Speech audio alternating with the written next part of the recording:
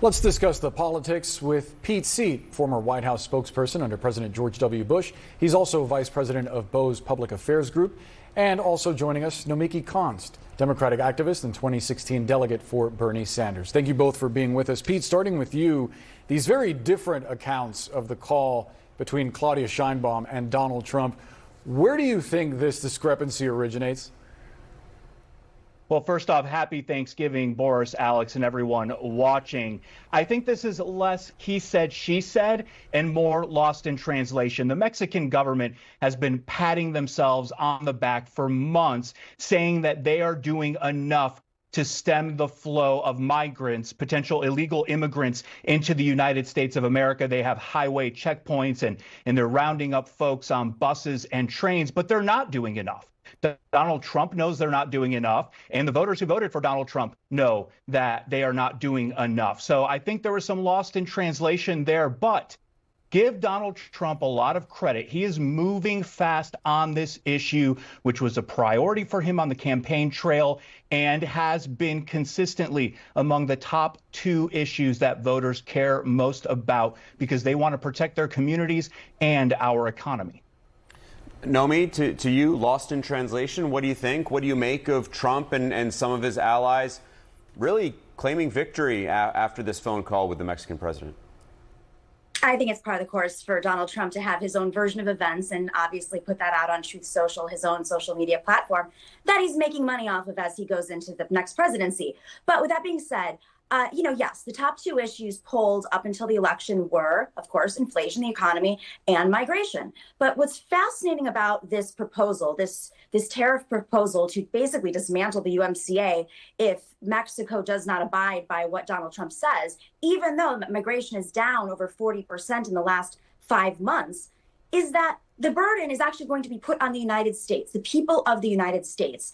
We know that the USMCA is critical for globally. It provides the framework for national and international investment. The costs of goods, of course, are going to go up for the American people. So if you think inflation's bad now, wait until he dismantles the USMCA and puts tariffs on China. We import 40% of our goods from China and Canada.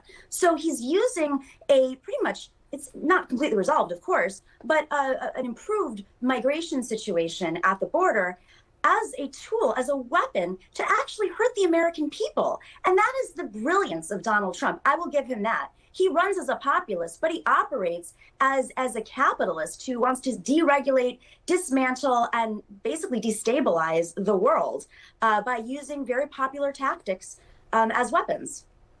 We just played that sound a moment ago, Pete, of President Biden publicly criticizing Trump for his tariff plan against Mexico and Canada. It's quite notable because, frankly, since the election a couple weeks ago, President Biden has really refrained from going after former President Trump in any way. What do you make of what he said? Does it have any merit, do you think, because of what Nomi just pointed out, the potential for prices to skyrocket here in the U.S.?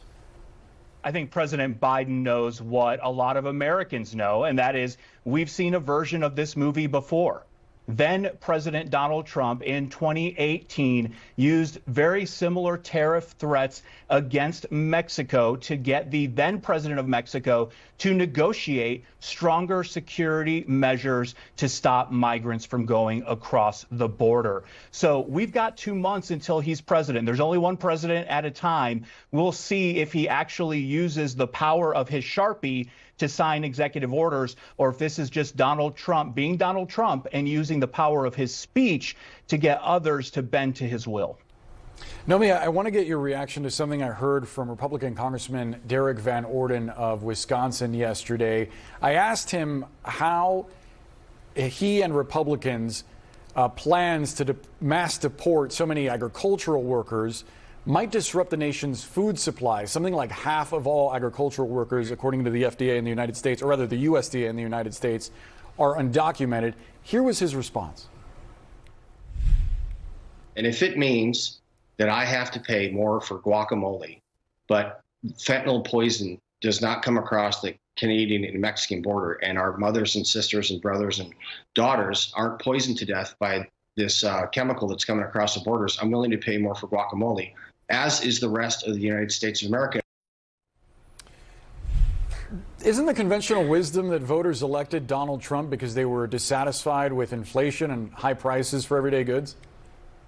Exactly. I mean, you said it yourself. He's, again, weaponizing a border conflict, which I am not convinced. And I think now that the numbers are much more clear, that the voters that voted for Donald Trump were voting on immigration. It was a great rhetorical weapon, just as trans athletes were and some of the Manosphere blog issues were. But it really came down to the economy. And if he cares about the American people, and if he cares about the people that voted for him, and if he wants to have the House of Representatives in 2 years, Donald Trump cannot do this. This will not only hurt and destabilize, the workforce in this country. It will also disrupt the global economy. It'll disrupt, obviously, how much we pay for our goods and what goods that we are purchasing. It's bad economics, which is why every economist doesn't agree with this. It's bad foreign policy. It's bad for America. It's bad for the stability of the globe. And it's everything that he ran against, frankly. I mean, if you want to be the populist that you are, you have to act like one. The rest of his picks for the transition team for the cabinet right now are representative that I don't think this is just rhetoric. He is choosing people that do not take things seriously, like COVID. They don't take public health seriously. They don't take the global alliances that we have seriously. They don't take the fact that Russia and Ukraine are at a serious standstill right now, and we need to be strong allies seriously. They don't take NATO seriously. I mean, you go through one by one his picks. This man is not acting. This is not just rhetoric. This is about destabilizing this country and the world order. Mickey Konst, Pete Seat, we have to leave the conversation there. Appreciate you both. Happy Thanksgiving. Happy Thanksgiving. Thank you. Still to come.